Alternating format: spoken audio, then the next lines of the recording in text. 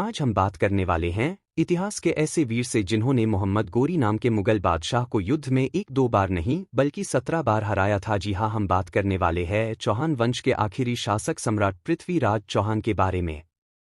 Video में आगे बढ़ने से पहले चैनल नए हो तो चैनल को सब्सक्राइब करें और बेल आइकन को ऑल पर सेट करें जिससे वीडियो सबसे पहले आपको मिले। तो चलिए वीडियो स्टार्ट करते हैं। पृथ्वीराज चौहान। चौहान वंश के आखिरी शासक पृथ्वीराज चौहान को राय पिथौरा के नाम से भी जाना जाता है। पृथ्वीराज ने 12वीं शताब्दी के दौरान अजमेर और दिल्ली के इलाकों में शासन किया था। इनका जन्म अजमेर के राजघराने में हुआ था। 1177 में पृथ्वीराज ने राजगद्दी पर अपने पैर जमाए और एक ताकतवर शासक के रूप में उभरे। उन्होंने ही राजस्थान में सबसे ताकतवर किंगडम स्थापित किया। यूं तो पृथ्वीराज चौहान कई मायनों में अपने विरोधियों से ताकतवर और प्रसिद्ध थे, लेकिन एक खासियत ऐसी थी जो उन्हें बाकी शासकों से अलग बनाती थी और वो खासियत थी आवाज सुनकर टारगेट को हिट करना। जी हां, पृथ्वीराज आवाज के जरिए अपने टारगेट को हिट करते थे। युद्ध और संघर्ष। पृथ्वीराज के विषय में कहा जाता है कि वे एक शिक्षित और बेहद आकर्षक राजा थे जिन्हें 6 भाषाओं का ज्ञान था। वे इतिहास, गणित, मेडिसिन, मिलिट्री और पेंटिंग जैसे विषयों में माहिर थे। तीरंदाजी में तो पृथ्वीराज का कोई मुकाबला ही नहीं था। वे लगभग 1177 में सिंहासन पर विराजमान हुए और उन्हें एक राज्य विरासत में मिला जो उत्तर में स्थानविश्वर थानेसर से लेकर दक्षिण में मेवाड़ तक फैला हुआ था। स्थानविश्वर थानेसर कभी 7वीं शताब्दी के शासक हर्ष की राजधानी थी। कुछ वर्षों में उन्होंने प्रशासन पर नियंत्रण ग्रहण कर लिया। सत्ता संभालने के कुछ समय बाद उनका पहला विद्रोह नागार्जुन नाम के अपने चचेरे भाई से हुआ था। उन्होंने सिंहासन पर अपना दावा किया था। विद्रोह को पृथ्वीराज ने कुचल दिया। उन्होंने कन्नौज के गढ़वाल शासक जयचंद्र के साथ भी संघर्ष किया।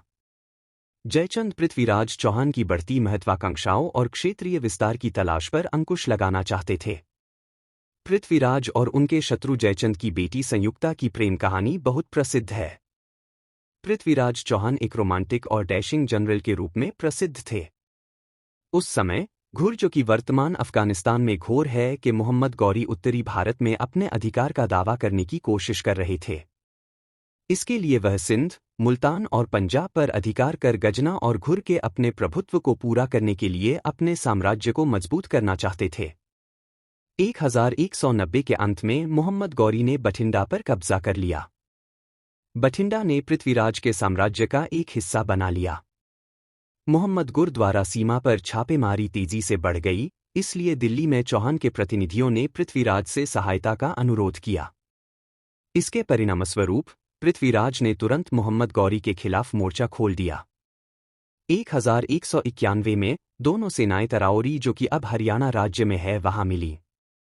यह दिल्ली से लगभग 70 मील उत्तर में थी। भीषण युद्ध में मोहम्मद गोरी गंभीर रूप से घायल हो गया और उसकी सेनाएं अव्यवस्थित रूप से पीछे हट गईं।